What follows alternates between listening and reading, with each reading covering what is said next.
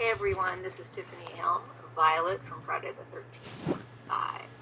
You are listening to Tommy Throwback Kovac on Splat from the Past. He will take your breath away.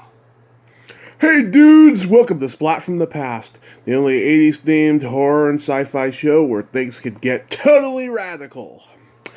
Now today I will be having a rare interview with a horror actor from the 80s who was in so many B classics. I am talking about Matt Mitler. He starred in so many classics like The Mutilator, aka Fall Break, Deadtime Stories, Breeders, The Occultist, Basket Case 2, and so many others. And he has his own theater company. And a lot of people out there know that theater companies are on hiatus because of COVID. But he has a company, I think it's called the ZC or something like that. He'll correct me on the pronunciation when I talk to him. And it's going to be great to have him on the show today. I always wondered what happened to him, and I'm glad to know that he's still out there. And it's going to be a great conversation.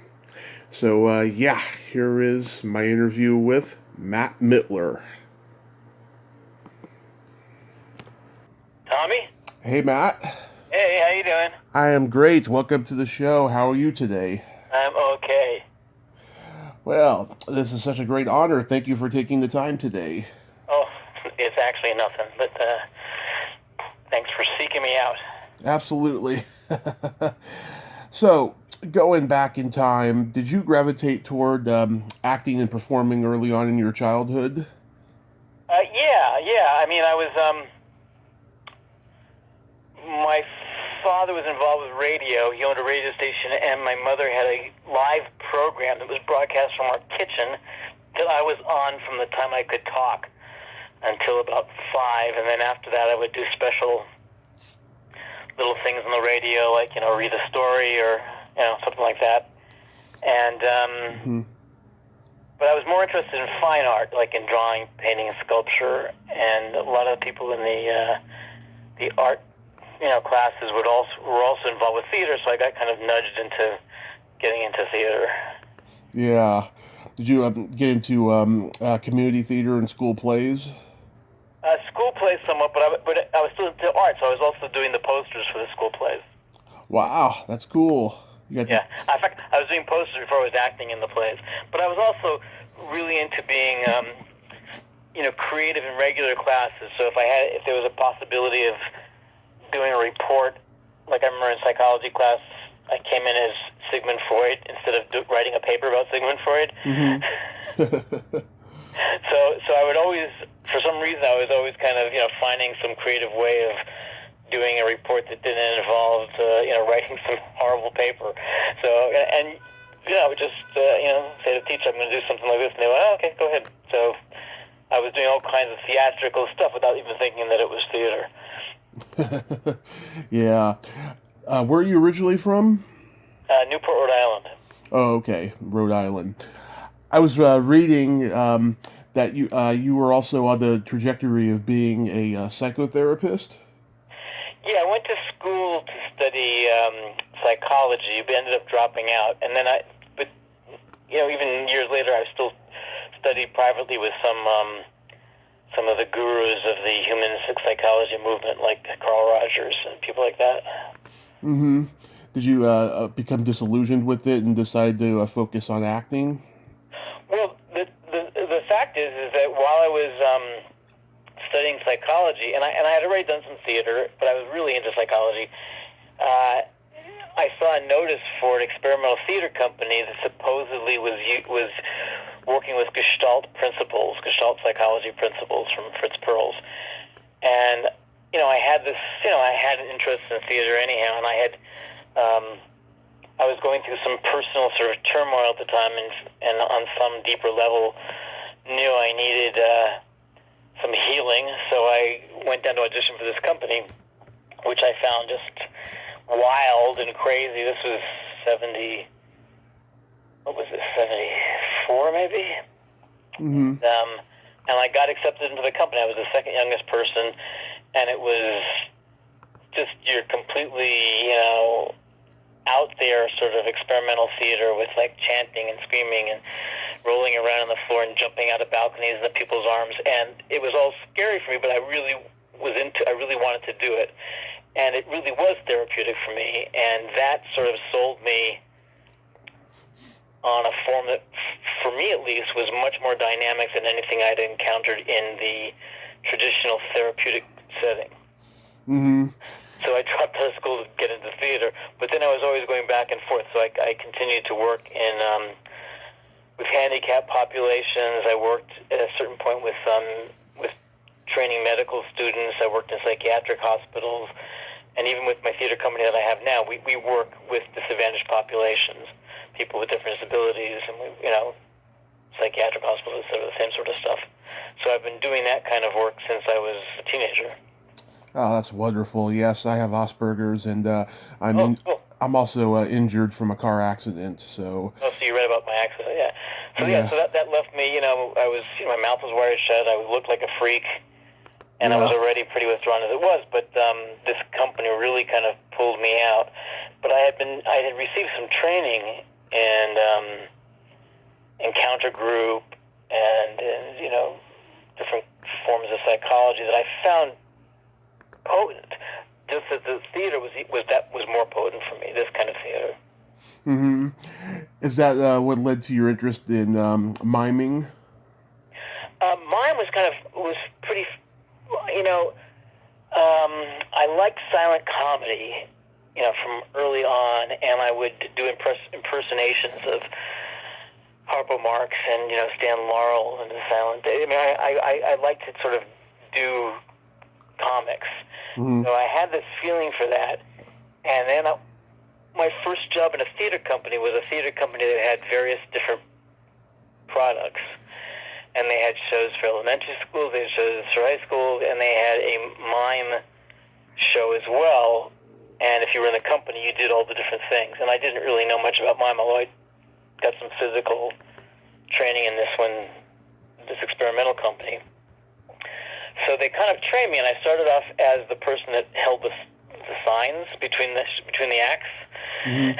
Like I'd walk on stage as a mime with a sign that said, "Man with balloons," something like that.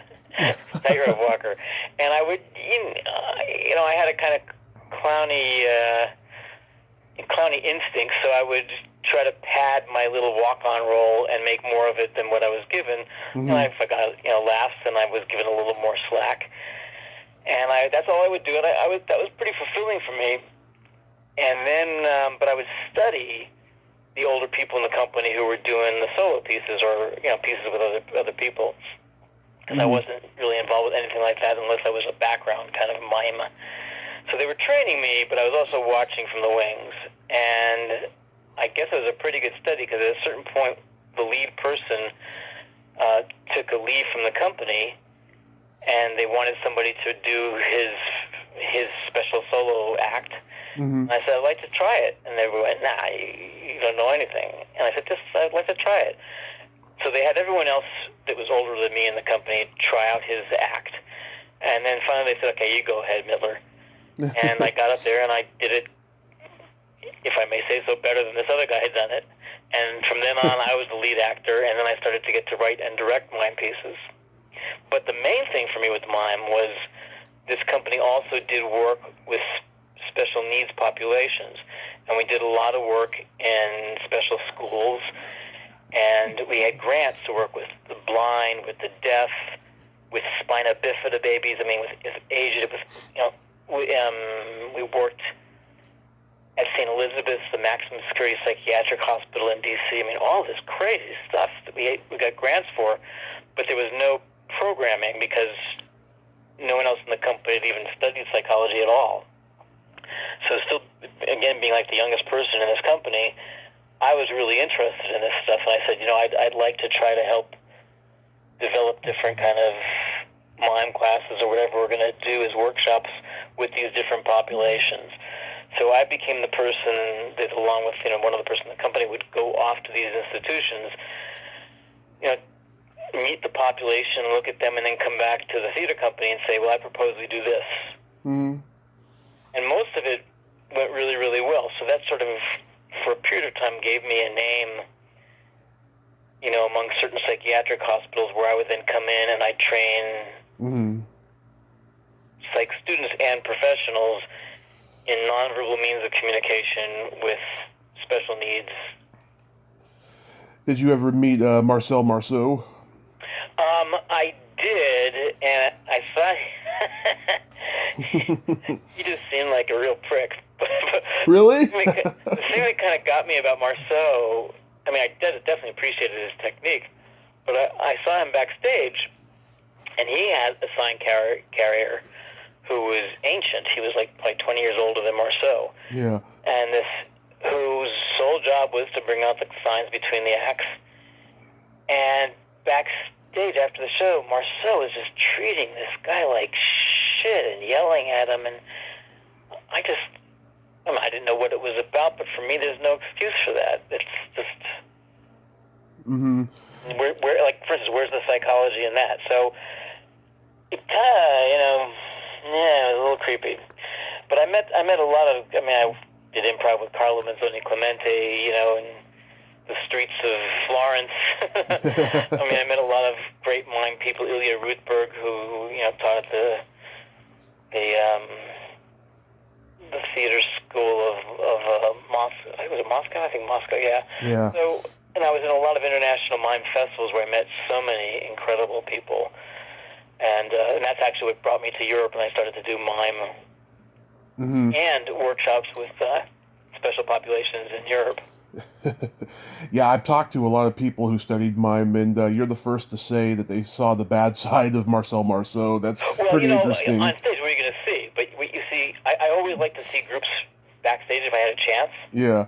I saw moment shots from the wings. I watched them. I got to know them. There were lots of different, groups that I would finagle my way to or meet with them, hang out with them.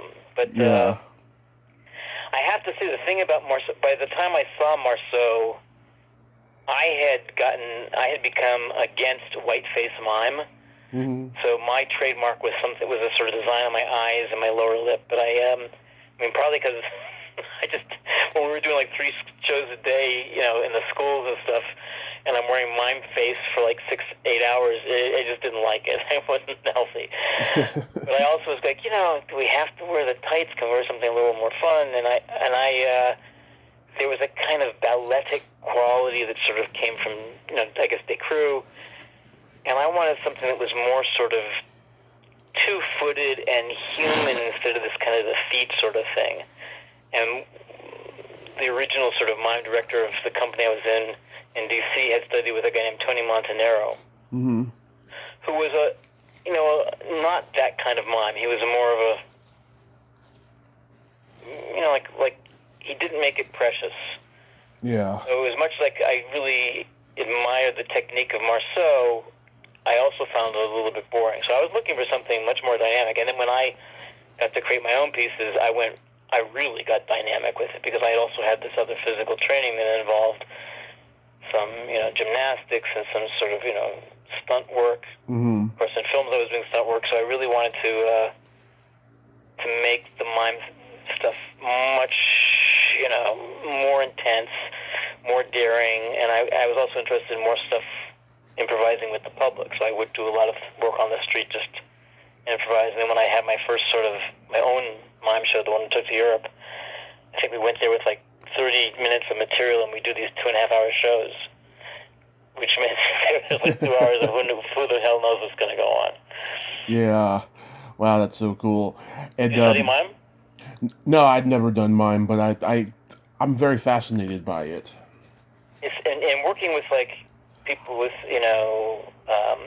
with Asperger's or with any sort of unusual, let's say, forms of communication or different kinds of communication, abilities or skills or even interests, mime just cuts through right away. And a lot of people would speak in the mime workshops, mime classes, but I said we go in silently and we stay silent. And we just make the work that way. We just find a way to work it. That's a real communication. And the neat thing for me was when I found myself in Europe, I didn't need language to teach workshops. Mm-hmm. You know, I could go anywhere and work basically. And I even did mime with blind populations. Mm-hmm. I mean, even there, I found I didn't need to necessarily speak, or I'd speak, you know, before the workshop with the translator, and maybe after the workshop for some processing. But I would still find a way to work, you know, without sight and without sound. Mm-hmm. Here's another field you worked in that's more my thing, stand-up comedy. Oh, yeah.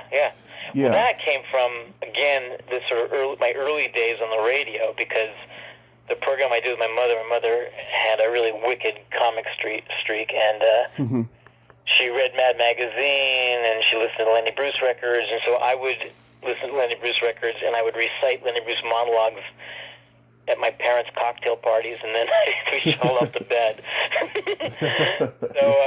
So even without knowing what I was saying, I was into comedy, and then I was doing these kind of performance things in Europe that weren't necessarily, they weren't comedy clubs, but they were these midnight crazy shows, and you know, they were physical, and they were funny, and they were improvised. And when I moved to New York, the comedy clubs were at their zenith, basically. I mean, they weren't even there yet; they were moving there. Yeah. It was getting to this point where suddenly, like, all these people were being picked off the comedy stages and thrown into sitcoms, and you know, Seinfeld was just beginning to become a name. Yeah. And I lived on 47th Street, which is 3 blocks from the original improvisation. Right. And then Catch is there downtown too, and Pips and Catch all those was uptown. places. Oh yeah. Yeah. So I started to go to the open nights. I ended up getting a regular spot at the Improv, and I would go to the other clubs. I was regular at Dangerfields. Mm-hmm. I got my own mime partner to sit back in tow, and we did sort of our act that worked on the comedy stages. And then I started doing sort of crazy kind of Andy Kaufman type of things, going up as characters.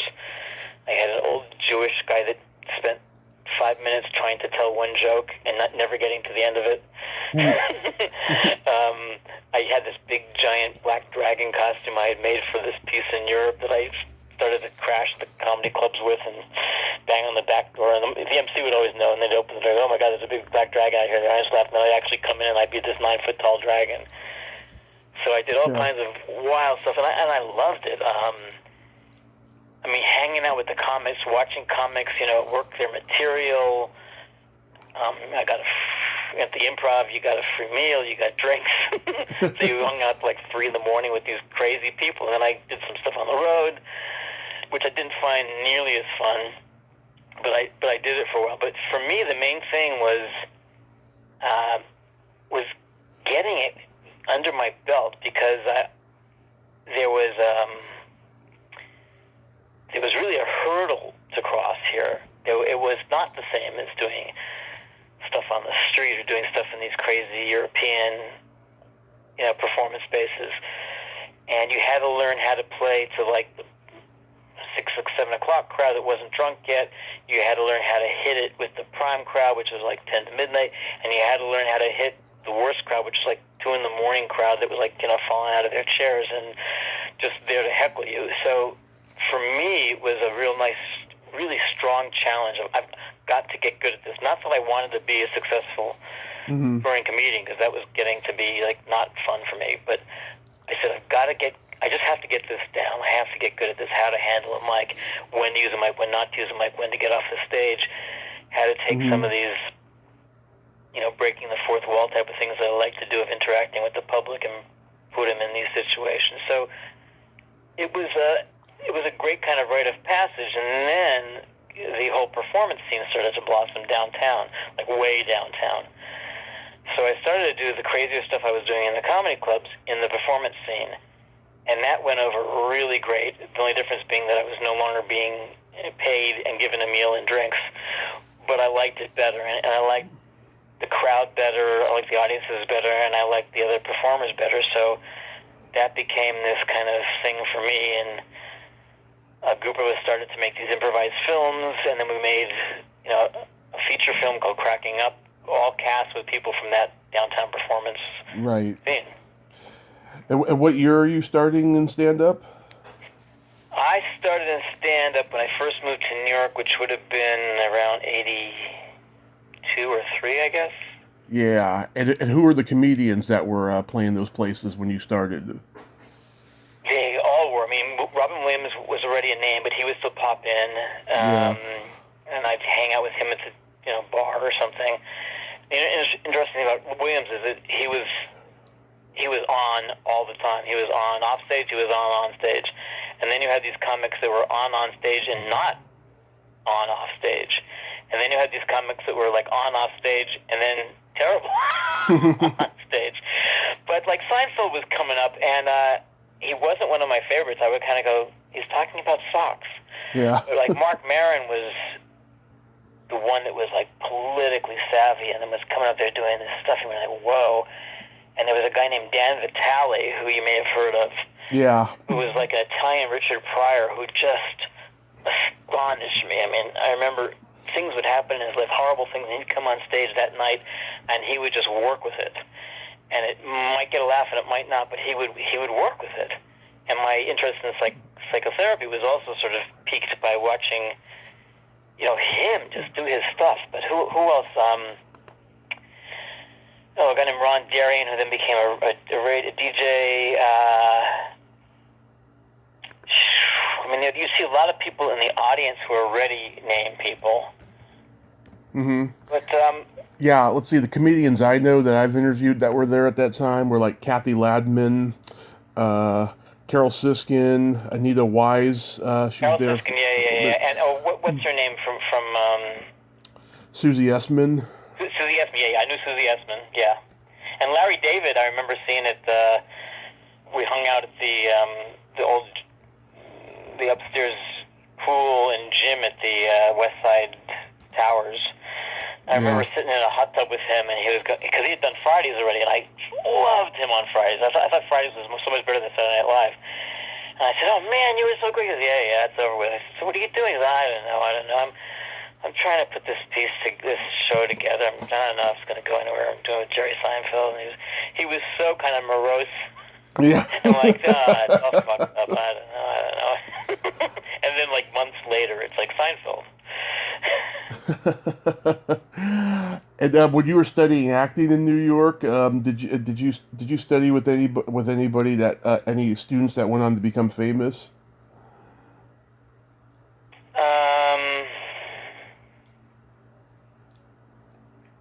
Well, I knew people like Viggo Mortensen, and I had, there were people like Karen Allen who I'd worked with in DC Theater, who then was in Raiders of the Lost Ark and all that kind of stuff, who was, captivating then as well as later. I mean, she was a star in my eyes way back in the early 70s. Who else? Some of those names you wouldn't necessarily know. With my agent, there was a Lesser Baldwin. Yeah, one of the Baldwins. Yeah. Sam Rockwell was with my agent. Mm-hmm. He was fabulous guy. Yeah. I was a good agent. I didn't get very far, but a lot of other people, blossomed from that. Who else was like from? There were so many New York actors at that time. Yeah. Well, in the performance scene, Todd Alcott became like a feature film writer. Mm-hmm. Deborah Wilson went on to Mad TV, and she was in my film. And we did the test version of Comedy Night at the Apollo, which was a horrible experience, but I met her together.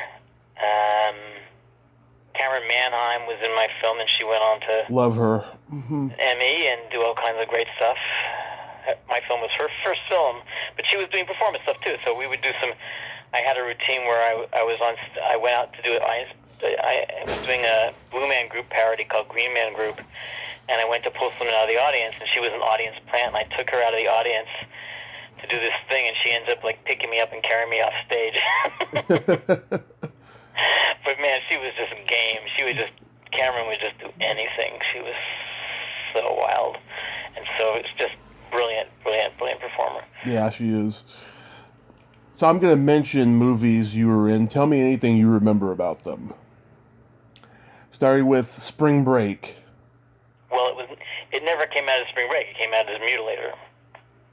Oh, okay. That was just an IMDb flubber then. Well, I know, and I should just take it down. But basically, that was the title, and then the film Spring Break came out. Yeah. And Buddy was like, "Oh no, man, what do we have to change it now?" So then it became Fall Break. Yeah. Which was maybe it was called Fall Break, and then Spring Break came out. I forget, whatever. He just didn't want to. He didn't want to have it be felt to be one of the Spring Break films. Mutilator is so much better than a horror film called Fall Break. So basically, yeah, that's what happened. Yeah, much better title. Yeah. So The Mutilator, was that a standard audition for you? It was, and I found out later that they only auditioned 2 parts in New York, which was my part and the part that Francis played. All the other parts were cast in North Carolina. And I remember going in to audition, and I was auditioning a lot in those days. I auditioned for fucking Platoon, not that I got these things, but I was auditioning all over the place. So I go in, and, they give me the sides, and it's this sort of in the bed scene with the character that Ruthie plays, trying to beg her to have sex, and she goes no, and so we lie in bed together with our clothes on. That was the gist of the scene. Yeah. And Ben Moore, who was already, involved with the film and was kind of helping Buddy out because he's he's an actor, supposedly. So he's up there to read opposite me. And it was so ridiculous to do these lines of "I love you" to Ben Moore, and "I love you too," or however he did it. And somehow I kept a straight face, and Buddy actually had the footage of that and put it on the Blu-ray DVD for the special features and showed it to me, and I was like, I can't believe this. And then I got cast from that stuff is even more sort of surprising. But watching it now, it just makes me, fall on the floor laughing. And at the time, I don't know how I kept a straight face with it, but anyhow, I did. So I got the part, and Buddy was already going to have his son Trace play my character's a young person, but Trace had blonde hair. So he was looking for some blonde guy, and I wasn't that. So they just dyed Trace's hair and hope no one noticed that our eye color was different. Yeah. Was he looking for New York actors too? Because it was a local Southern movie. I guess he wanted. I don't know. I honestly don't know if he just didn't find what he was looking for.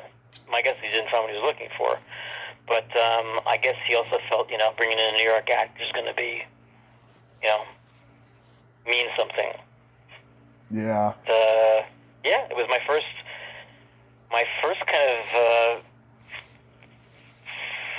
audition that my first kind of film audition that wasn't like an extra role, and it was a lead, and I remember getting the message on my answering machine. Remember those? Mm-hmm. You're old enough to know what that is. Oh yes. and just going through the roof, whoa, and then getting flown down there, and then running overtime and having to cancel shows in New York that I had booked, and sticking it out. And I'll tell you, Mutilator was, of all the films I do, is the most fun I had on any film set, and I made lifelong friends, amongst the cast and crew, and it was a really great experience. Seeing the film, I was disappointed, when it came out, but then when I saw it with crowds, it was a different story. Mm-hmm. But the experience of doing it was really great, and going down for the reunions, and even going down to do the commentary with Buddy and Ed and people, it was fun. It was really fun. Oh, that's great. Battle for the Lost Planet. Well, that, Brett knew about me from Deadtime Stories and Mutilator, and my guess is he wrote me a letter. I don't think he was much of a phone guy, and I guess he must have ended up speaking on the phone, and he didn't even want an audition. He just basically sent me a script and says, "Do you want to do it?" And the thing about Brett, there's many things about Brett, but one of the things was he wrote a script that was entertaining to read. He made even the descriptive stuff funny. Mm-hmm. It wasn't a dry script, and the only other person whose scripts I read that did that was Frank Henenlotter. Oh, yeah. where you just really get a kick out of reading the script. So I liked the script. It was a great part. He was offering me money, and I went, okay. So I remember I had an idea. I wanted to wear a suit for the part. And I went down to like 8th Street in the village and got this kind of cheap polyester suit, but it would look good. I wanted to be like James Coburn and like Flint. That was my image in my head. And I get there and Brett says, yeah. And I had this old coat, and he went, I'm gonna rip up your coat. And I went, okay. And he ripped up my coat, and then he took this leather jacket off of one of his crew people and put me in that, and I had a pair of pants and I had a t-shirt. He said, "Yeah, you can wear those are okay." But he vetoed the suit entirely, and we got to work, and that was also a blast, but it was difficult, but it was also a blast, and working with him was great. And a lot of the filmmakers I've worked with really gave me carte blanche in terms of improvising and rewriting my own dialogue, at least. I mean, sometimes, like on Mutilator, I ended up writing other people's dialogue too, just because I did, and Buddy was like, okay. But with Brett, we were creating a lot of stuff on camera. There's a version of Battle for the Last Planet where the little extended sequence of me in the spaceship, it just goes on absurdly long, and it was basically we'd do something, and then I go, I've got an idea, and he goes, okay, and we'd film another thing, and then we'd film another thing, until we finally had this huge sequence of just me going crazy in space, which was really fun to do, and some of it comes back in the tripping sequence in the next film. But yeah, that was another one of these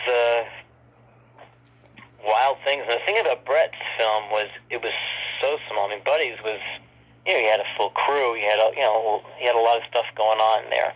Yeah. But Brett was like, you're the crew and you're the actor. I mean, you're everything. And if you didn't do that, you weren't going to get any sleep because things would just go on forever. So I don't like to sit around. I'm not someone that would hang out in a trailer. I'd either watch or I'd talk with people, but I loved, helping to set up the camera, helping to set up the lights. At a certain point, I remember Brett said, I got to go to the airport and pick up film. And he said, Matt, you like the scene, or here, Matt, you can do this one. So I got a lot of experience, working with him. And then I would watch him do this sort of stop action stuff, creating these creatures and creating, the special effects that he did, which for me with an art background was also just really, really fascinating. And he was just so incredibly good with that sort of stuff. Mm-hmm. What he did with no money, he did his own overlays, which is like a painted scene on a piece of glass that then you would put in front of the camera where you would still see you'd have a place where clear where you'd see the actors, but the rest of it would be fake. Now, all that's done with CGI, but he was doing it the old school way, and he did it. Mm-hmm. And Brett Piper's out there still working. He is. I wish he'd call me.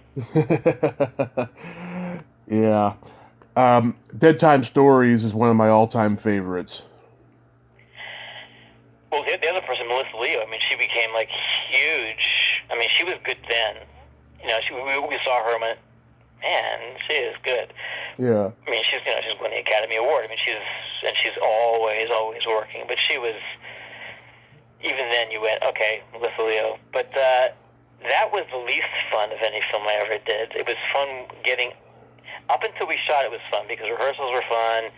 Clowning around with Jeffrey, who's also got a great sense of humor, was really, really fun. Creating the mask and stuff for me was not so much fun. They did a whole sort of chest mold, did a whole face mold, and when you have your face completely covered with plaster with straws sticking in your nose, it's a little creepy. And the creepiest was when they made copies of my eyeballs for what are called scleral lenses, which are these contact lenses which cover your entire eyeball, which is how contact lenses were in like the early days of of contact lenses. So basically, it covers all the part of your eye that you would see, and then more so because it sticks around the ball of your eye. And the way they do that, let me inform you, is they have a kind of rubbery funnel, and they put it in your eye, sliding it under the upper lid and then under the bottom lid so it fits over your whole eyeball. And then they pour a gelatinous liquid in there, which you then feel covering, you feel seeping it into your skull, surrounding your eyeball. And then after a while, they yank it out like that. And you're, for a second, sure that your eyeball went along with it. So that's how they make the scleral lens. And then, to put in the scleral lens was just so hard to do. I mean, I'm not a contact lens person, but it was really hard. And then to take it out was even harder. And once I had it in with my werewolf hands on, I couldn't put them in or take them out anymore. And the way you see lenses they made was through a little pinhole in the very, very center. So here I am in werewolf makeup with these lenses on that hurt after a period of time, where I can only see this pinpoint. I can't have no peripheral vision whatsoever. I can't use my hands for anything. People have to hand me, protein drinks with a straw. And I was in makeup on the last shoot day for 24 hours. Yeah. So, not fun. But I still, like, when it came time to shoot, I went, let me try to do a dive roll over the camera. And, I was still, trying to, do more than what they were asking for, because once I'm there, I really want to go for it. But that was a small torture. Grandma hits me in the head with a cactus plant. Yep. And it's supposed to be a breakaway pot, but she hit me with the cactus part. Yeah.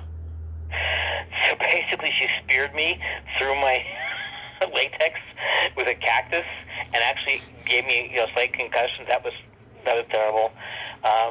Everything up until the full makeup was actually pretty good. Clowning around with the pharmacist, doing the transformation, wearing the leather pants, which I was not into. I mean, it was fun for the role, and I got rid of them. But yeah, all that stuff was pretty great. And again, Jeffrey let me improvise and coverage all kinds of stuff on the set. I gotta ask, what was it like working with Nicole Picard? I liked her as a person. I mean, I've liked almost everyone I've ever worked with, on screen. Denise Coward in Battle, and what was her name in Mutant War? She was really great. But she felt kind of flat to me, but I think she came off fine. Yeah. She was really, really, really sweet to work with. But I like people that are inventive and kind of throw me a curveball sometimes and kind of up my game. So she didn't play around like that. But that's okay. That's okay. I interviewed her 2 years ago, and she was extremely bitter. Oh no! About doing this piece? No, just about her whole career in general. Oh. Yeah. I know she felt bad about the nudes getting naked. Yeah, she mentioned that. Sort of kind of slipped in with her. I saw a lot of that stuff doing these kind of films, and I started to have my attitude toward female nudity in films began to shift and change, which is why in my own film, Cracking Up, I'm the one that takes off his clothes. So I wanted to kind of tip the scales a little bit. Yeah. You started working with Tim Kincaid first on Breeders. Yeah, Breeders was the first. That was through Francis. Francis pulled me into his weird circle. And Francis and I kept working in the city. We did a horror, gore, serialized play in a crazy downtown club called the Pyramid Club. That we did a new episode every week that was, it was called Grindhouse. And I brought her in on that, and we stayed friends, and she did kind of performance sketches with me, and then she got me into this part with Tim. I think I went into for the audition with Tim, thinking I was going to audition with him, and he went, "Yeah, okay, so would you be willing to do?" Suddenly I was working. I think that's what happened there. I don't think I even auditioned. And then he kind of gave me these weird parts. I did Maximum Thrust. That went to I think it became the Occultist. Yeah. Did what else did I do with him? I did something else with him. But he was again, he was a really fun guy. He did not write a fun script. You just read his scripts and went, "Oh my God, this is really what they're going to shoot." But again, I rewrote my dialogue at least, and got to really go to town. Whatever I wanted to do. Like I came with this crazy accent for Maximum Thrust, and I was like, okay. But he was, I think he kind of, it was a badge of honor for him to really make a film badly. I don't think he aspired to anything more than that. I think that was really, I think he really enjoyed being on set. He liked working with actors. I don't know if anyone even could edit his films, but certainly... Well, he came... Did. I don't know. But they were on set, it was jaw-droppingly absurd and stupid to the point of... you had actors, again, who was the one actor in Maxim and Occultist who became major Hispanic actress, but for the most part, except for some of the leads, of course, who were really good, any small part, any extra was not just an extra. They were like completely untrained. Yeah. Like nothing, how to find a mark, how to hit your leg, like nothing. And so he would do this thing, which I've mentioned before in interviews, but I love it, where he would get like 10 people, extras, and he'd clump them together, and he'd say, all right, now look up, look down, look to the left, look to the right. And they would do this like they were automatons. With no expression on their faces whatsoever. He wouldn't say, do it smiling, do it looking scared. He would say, look up, look down, look right, look left. And then I'd see those clips of that sort of stuff in the film. Like there'd be an explosion to the right, and you'd see 10 people turn their heads to the right, expression. Or someone's head would blow off, and you'd see them look up, expressionless. So that's was how he pieced things together. Yeah. It still cracks me up. It's like, Yeah. Are you talking about Daphne Rubin Vega? Yes, Daphne Rubin Vega. She went on. Yes. I've seen her on Broadway. She did good. Yeah, Tim Kincaid, he's one of those guys who transitioned from porn to legit B movies. A lot of guys were doing that back then. And then I think back to porn, right? I guess he did. I don't know. Yeah, well, you notice that all of his... that was a rumor when I was working with him, but you get these scripts from him, and like I told you, Occultist was originally called Maximum Thrust. Yeah. That sounds so like porn. Yeah. That kind of sounds like porn. That sounds like porn, yeah. But he had a wife or partner, female, and so people would say stuff, and I'd go like, I don't know. But then he'd have like, a guy taking off his shirt, and I'd go like, oh, maybe. But I was pretty naive, so Yeah. I don't know. But they were still fun. They were fun to do, and they were over quick. They were like 2 weeks, and you were through. Yeah. Another guest of mine was in The Occultist, Paul Mulder. He played Blaine. Oh, Blaine. Yeah. Yeah. What do you have to say about it? Actually, I've done so many interviews, I can't remember everything what everyone tells me, but we did talk about it, I remember, and stuff, though. But it's funny, Rick Gianassi is in this movie, and his name came up last week. I was talking to Bill Whedon, who worked with him in Sergeant Kabuki Man, NYPD. Oh, yeah. And he told me that that Rick got out of the business after his girlfriend died in an automobile accident.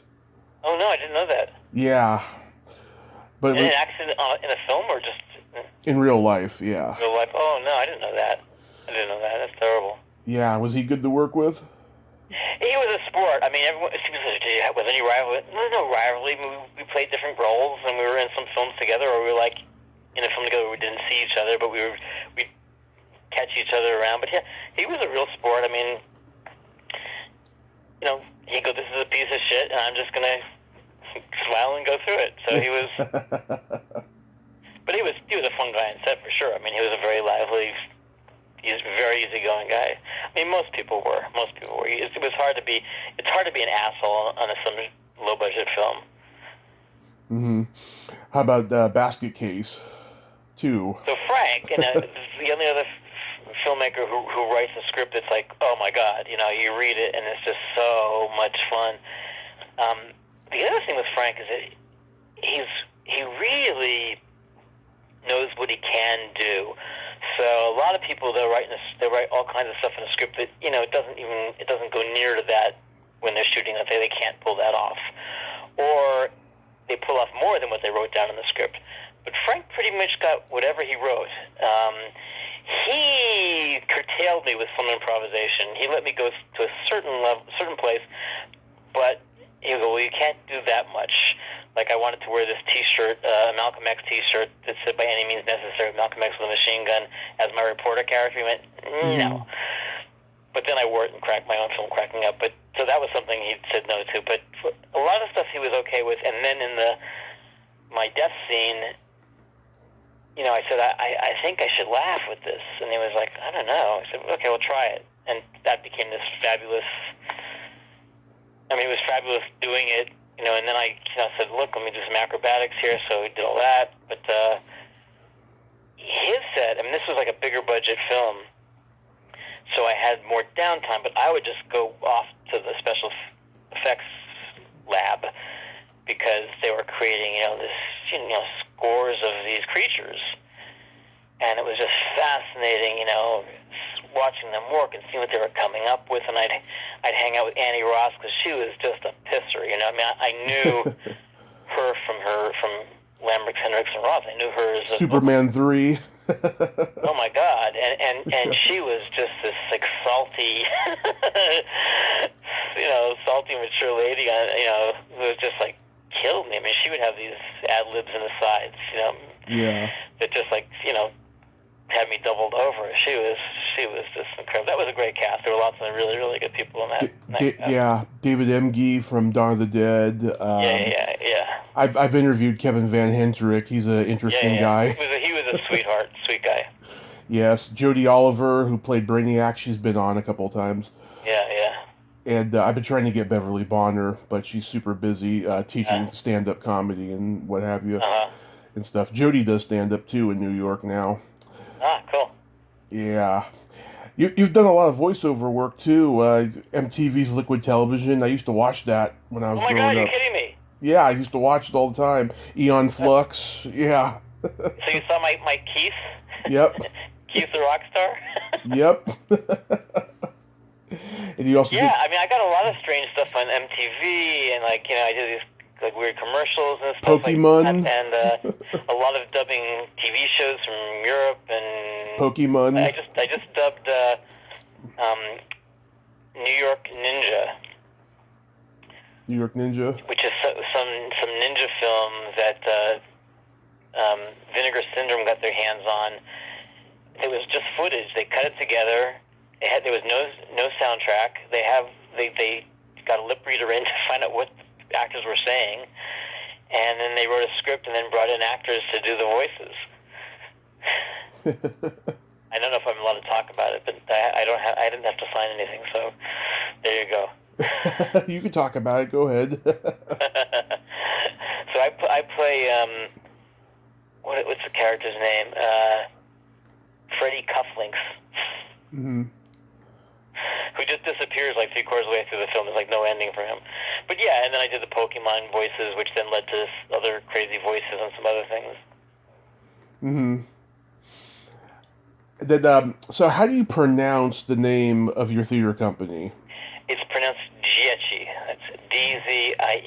It's Polish. It means children. Yeah. So how did this company come about for you? Well, like I told you, doing this experimental theater company in D.C., back when I was like 18, which really had a profound influence on me. And that company was sort of inspired by the work of a Polish director named Jerzy Grotowski. And some from some other people like Peter Brook and the performance, garage. So at a certain point, I decided I wanted to go to Poland to study with Jerzy Grotowski and his company, the Polish Theater Laboratory, but particularly his lead actor, Ryszard Czyslak, who was, I'd seen pictures of him working, and I'd read a lot about him. And I got a grant to go to Poland,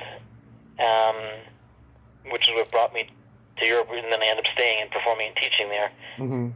And I studied with this company a few times, and ended up basically performing, doing mime in Poland, and teaching workshops and working at psychiatric hospitals and all kinds of stuff in Poland, and then did a mime festival in Poland, and then got brought to an agent in Amsterdam, and ended up, doing performance-y, mimey comedy stuff in theaters and clubs and teaching for like about 4 years. But the experience in Poland was so pivotal for me that when it came time to create my own company, I wanted to sort of make an homage to the work of Grotowski. But I had a company while I was in Europe, too, which was called The Tribe International, and did all kinds of wacky stuff, and also worked in hospitals. And then when I came to New York, that sort of work didn't seem possible. I mean, it was too much, it's too cutthroat, it's too hard to kind of get by, and people weren't working on, if you were working on a play, you'd spend like maybe a month rehearsing, and then you perform for 2 weeks, so the showcase sort of route. And no one wanted to do something where you spent maybe a year or more creating a piece of work. So I didn't think it was possible to have a company like Jetchi in New York, but I was still teaching that kind of ensemble theater and physical vocal training. And I had done a workshop at the Michael Chekhov studio, and someone in the workshop said, Yvonne Breckbuehler, who was Swiss, said, I'd like to work with this all the time. I said, so would I, but you can't do it in New York. And she said, what do you need? I said, you need people that are interested. And she said, what if I bring some people together? I said, well, you do that, and if they stay together, I'll direct it. But basically, she brought a group of people together, and some stayed together, and that became Jetchi. And that was 22 years ago, I think. Mm-hmm. Wow. Did it get to a point where it was hard getting on-camera work? For me, I went through the heyday, which was basically whenever I did Mutilator, like was that 83, 84, for like a decade, where I was called in. Like, even if I had to audition, I got called in to audition. Yeah. So like Frank called me in for Basket Case 2, but I still was auditioning for all kinds of other things. I got smaller things. I didn't get much, like I'd be offered like an understudy on Broadway. I'd be offered, things that weren't wholly fulfilling. But by the time I had sort of, done 10 years of B movies and hurt myself pretty seriously, on some of these, and getting paid, but not getting paid like really well, I was beginning to sort of go, I don't know, and I was getting more interested in the performance scene and working with the people who I liked in the kind of avant-garde comedy circuits, that I wanted to I wanted more to work with the work that I was doing in New York than going off to do these other little projects. Not that I'd say no to them necessarily if someone came to me, but in terms of me trying to track down stuff, I just wasn't doing it so much. So yeah, and then someone give me a call and say, we want you in our film, or I heard about you, would you do this? Or I'm doing this project, would you do a voice for it? Basically, if I liked the project and I liked them and they were giving me some bucks, I would say yes. But in terms of, really trying to do those sort of things, it became less interesting for me, and now it's really not so interesting to me at all. Mm-hmm. Did you ever try to move to LA? I spent some time in LA. Actually, before moving to New York, I was hired to work as a screenwriter on a project, and actually a project that was based upon my work with mime in psychiatric hospitals and patients.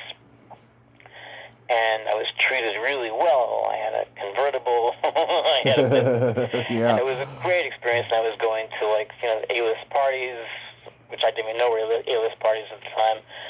But I was like a young fuck up, so I was just doing my thing and not really taking it, not playing the game.